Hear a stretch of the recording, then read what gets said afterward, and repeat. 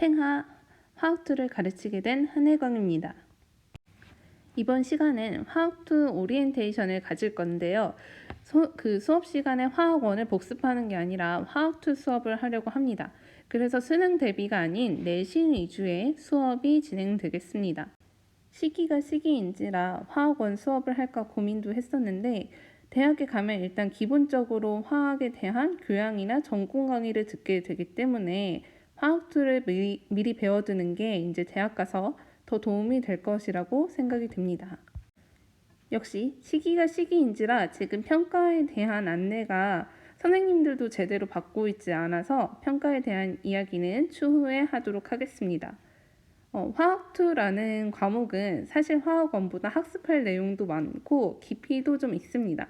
하지만 여러분들이 이 수업을 준비함에 있어서 가져야 할 태도는 어려운 내용을 학습한다는 게 아니라 화학 그까이 거 뭐 대충 한번 살펴본다 정도의 마음가짐이면 충분하겠습니다. 네, 이번 수업은 교과서와 함께 진행이 되는데요. 여러분들 교과서를 펴보시면 이제 목차를 보면 이렇게 4가지의 대단원으로 이루어져 있는 게 보이고요. 이 4단원 중에 어느 하나도 사실 빼거나 실용성이 적다라는 단원은 없습니다.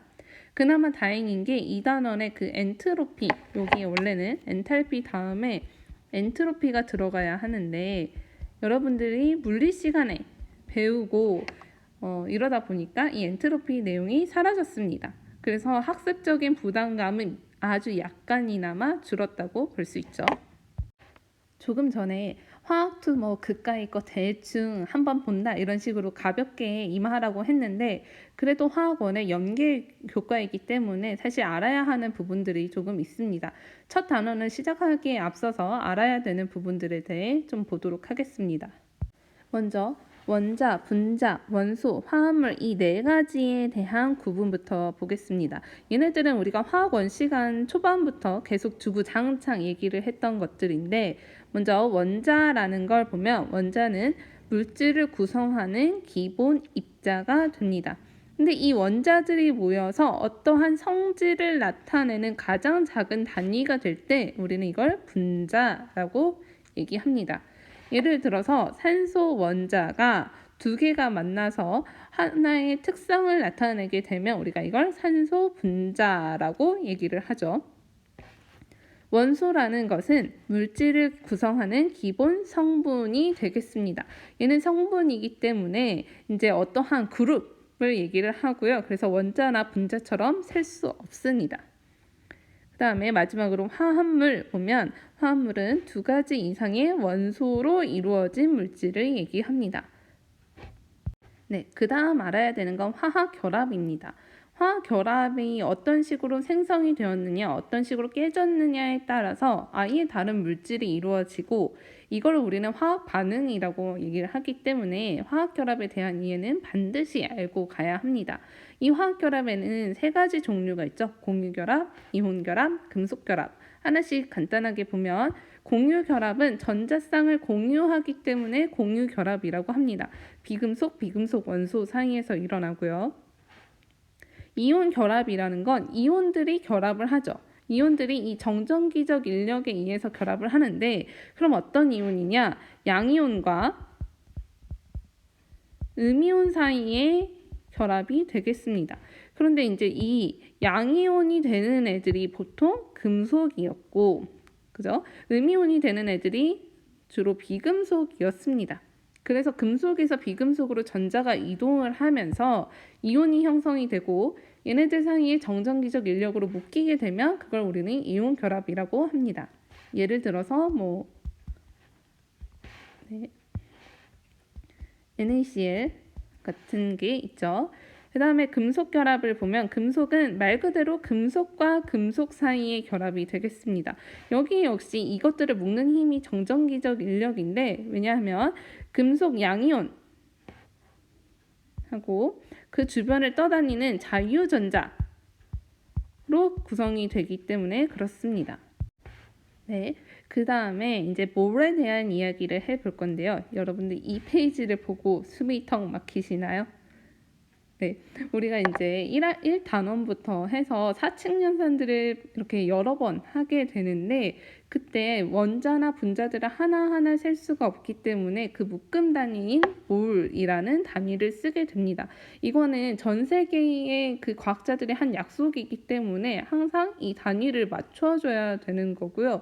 그래서 화학에서 계산을 한다. 그러면 항상 단위가 뭐가 붙는지도 신경을 써야겠습니다. 그 중에 몰에 대한 걸 보면 우리가 1몰은 6.02 곱하기 10의 23승계의 입자를 얘기합니다. 그리고 이 6.02 곱하기 10의 23승 이 숫자를 우리는 뭐라고 불렀나요? 네, 아보가드로 수라고도 했었습니다. 그래서 1몰이라는 건 6.02 곱하기 23승계 그리고 이제 어떠한 물질, 원자나 분자를 세는 단위는 몰이다 라는 걸 알아두시고요. 이 몰과 관련돼서는 항상 요 아래에 요 표가 나오게 됩니다. 물수와 화학식량과 질량의 관계. 그래서 보면 질량은 물수 곱하기 화학식량, 물수는 화학식량분의 질량, 화학식량은 물수분의 질량 이런 식으로 계산을 할 수 있게 되는데 그럼 화학식량은 무엇이냐? 화학식량 안에는 원자량과 분자량이라는 것이 포함이 됩니다. 또한 화합물, 우리가 NaCl 같은 건 원자나 분자에도 포함되지 않기 때문에 이러한 화합물에 대한 질량도 역시 화학식량이라고 얘기를 합니다. 원자량은 원자의 상대적인 질량을 얘기를 하는데 우리가 탄소 누구를 기준으로 12번 탄소의 질량이 12.00을 기준으로 해가지고 상대적으로 질량을 측정을 하죠. 그랬을 때 수소의 원자량은 1, 산소의 원자량은 16 이런 식으로 어느 정도 주어진 값을 갖게 됩니다. 그리고 이 원자들이 어떠한 분자를 구성하게 될 때 이 원자량들의 총합을 우리는 분자량이라고 합니다. 예를 들어서 O2라는 분자가 있으면 얘의 분자량은 산소의 원자량이 2개가 있어야 되기 때문에 32 그죠? 여기에서 곱하기 2를 해줘서 이렇게 내려온다라는 것까지 기억을 해주세요.